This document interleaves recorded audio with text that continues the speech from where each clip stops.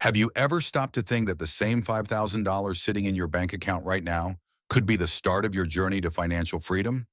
Most people believe that saving money is enough, that just letting it sit there makes them secure. But the truth is, money without a plan loses value every single day. Inflation quietly eats away at it, and what feels like safety is really just standing still while the world moves forward. The secret isn't in simply saving, it's in knowing how to use your money the right way to protect yourself, to grow, and to move closer to real independence. If you already have some money saved, the first thing you need to understand is its purpose. Savings alone won't make you wealthy. The role of your savings is protection. Think of it as a shield, not a sword. It's what keeps you from falling into debt when life throws an emergency at you. A car repair, a broken fridge, unexpected medical bills. That's why the first step is building an emergency fund. $2,000 in an easy-to-access account is enough to handle small problems without pulling out a credit card or taking on expensive loans. And from there, the goal is to stack up 3 to 12 months of your living expenses. If you're comfortable with more risk, 3 to 6 months might be enough. If you want more peace of mind, go for a full year. That money is there for one reason only: to protect you when things go wrong. It's not for shopping sprees, not for last-minute vacations, but for genuine emergencies. Now, here's where a lot of people go wrong.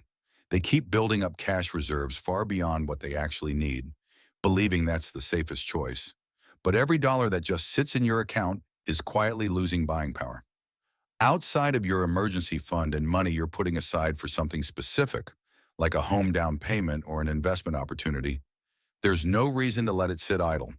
That's where smart choices come in, like moving your savings to digital banks or online accounts that offer higher returns. Those little details make a big difference over the long run. The next step is one that often gets ignored, but it can completely change your financial trajectory: paying off debt. It might sound obvious, but many people proudly save while at the same time paying outrageous interest on credit cards or personal loans. It's like pouring water into a bucket full of holes. Investments might give you a 10% return per year if things go well, but debt can cost you 40, 50, even 60% per year. Every dollar you put into paying off high-interest debt is like guaranteeing yourself a huge risk-free return. It's one of the smartest financial moves you can make. Once your emergency fund is in place, focus on wiping out credit cards, overdrafts, and expensive loans as quickly as possible. Lower interest debts, like some student loans or mortgages, aren't as urgent.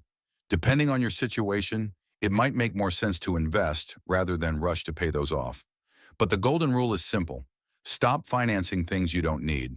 Buying something unnecessary with borrowed money is what keeps people trapped in a cycle they never escape. Once you've built your safety net and cleared out the expensive debts, that's when the fun really begins. Because now, your money can finally start working for you. Leaving $5,000 in a savings account might give you an extra $600 in a year. That's something, but let's be honest, it won't change your life. But investing that same money into assets that grow faster than inflation, that's where things transform.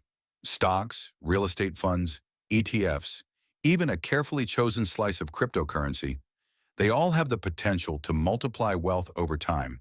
The key is to just get started. Open an account with a trustworthy brokerage, learn the basics of how different assets work, and begin small.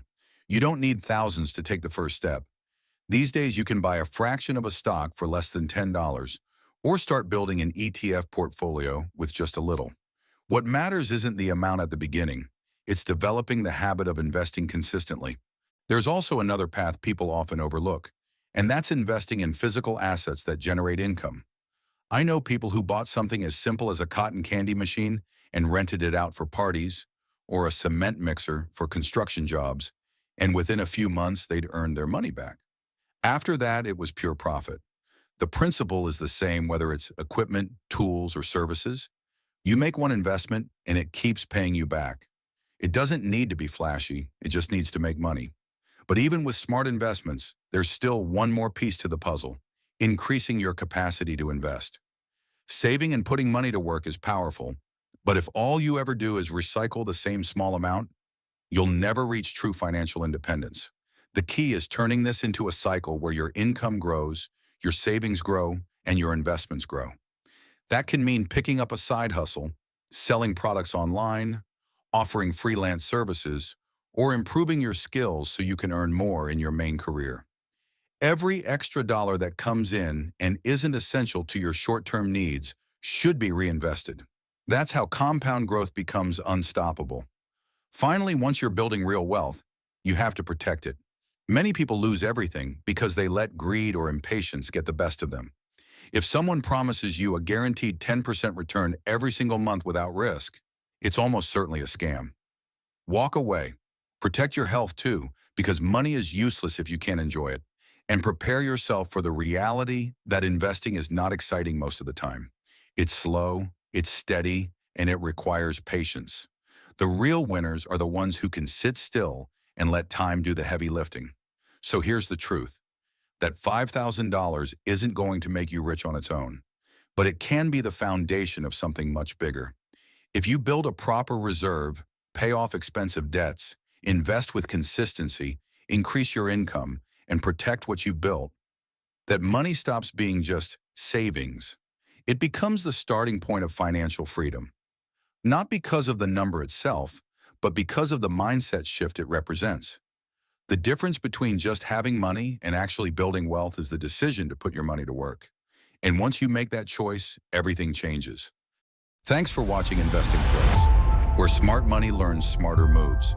Subscribe for more insights that grow your wealth.